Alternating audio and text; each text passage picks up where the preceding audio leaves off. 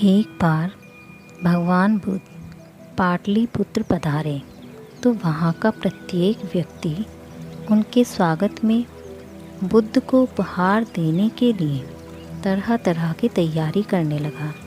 राजा बिंबिसार ने अपने राजकोष से हीरे, मोती, कीमती उपहार और रत्न जड़ित आभूषण चुनकर महात्मा बुद्ध को भेंट किए।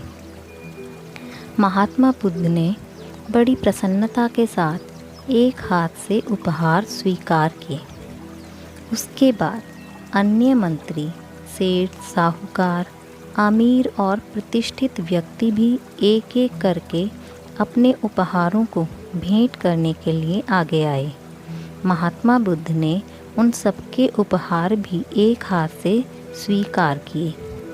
इसी बीच वहाँ एक बहुत बूढ़ी महिला आई जिसकी कमर बहुत झुकी हुई थी। वह लगभग 90 वर्ष की होगी। वह बड़ी मुश्किल से लकड़ी का सहारा लेकर चल पा रही थी। वह अपनी लकड़ी को टेकते टेकते वहाँ पहुँची। जब वह महात्मा बुद्ध से मिली तो उसने बुद्ध को प्रणाम किया और बोली, आपके आने का शुभ समाचार सुनकर मैं बड़ी दूर से आई हूँ। जब मुझे आपके आने का समाचार मिला तब मैं यह अनार खा रही थी। आपको भेंट करने के लिए कोई और वस्तु भी मेरे पास नहीं थी, तो मैं आपके लिए यह अध खाया अनार ही ले आई। आप मेरी इस तुच्छ वस्तु को स्वीकार करेंगे तो मैं स्वयं को बहुत भाग्यशाली समझूंगी। ऐसा सुनकर महात्मा बुद्ध मुस्कुराए और दोनों हाथ बढ़ाकर उस बूढ़ी महिला का अध खाया अनार स्वीकार कर लिया। यह देख महिला बहुत प्रसन्न हुई। राजा बिंबिसार ने यह दृश्य देखा तो आश्चर्यचकित हो गए और यह देखकर उनसे रहा नहीं गया, तो उन्होंने बुद्ध से पूछ ही लिया।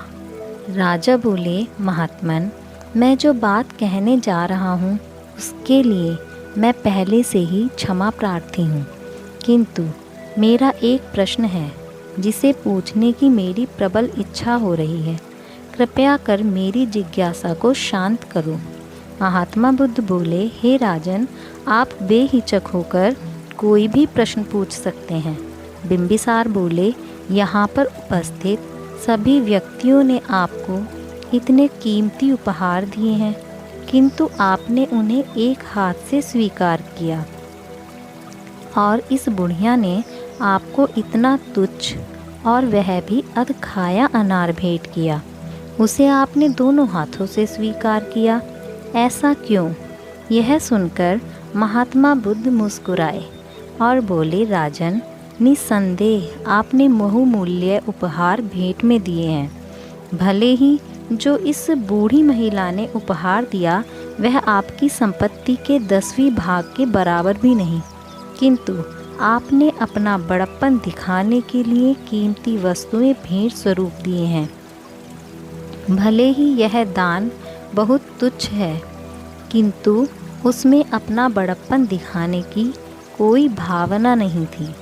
इस बुढ़िया का दान शुद्ध मन से दिया गया निस्वार्थ दान है। उसे तुच्छ फल देकर ही संतोष प्राप्त हो गया। इसी कारण मैंने इस बुढ़िया द्वारा दी गई भेंट को दोनों हाथों से स्वीकार किया है।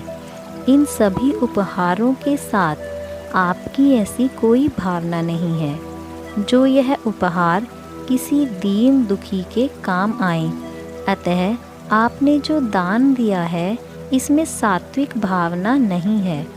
इसके विपरीत इस बुढ़िया के पास देने के लिए कुछ भी नहीं था, किंतु फिर भी उसने अपने मुंह का निवाला निकालकर दान में दे दिया।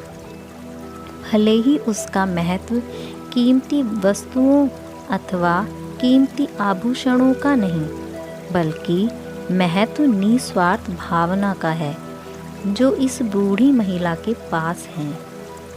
महात्मा बुद्ध की यह बात सुनकर वहाँ खड़े सभी जन ठगे से रह गए। अगर आपको हमारी यह कहानी पसंद आई हो तो हमें कमेंट बॉक्स में लिखकर ज़रूर बताइए।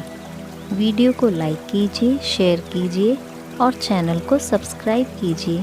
Thanks for watching.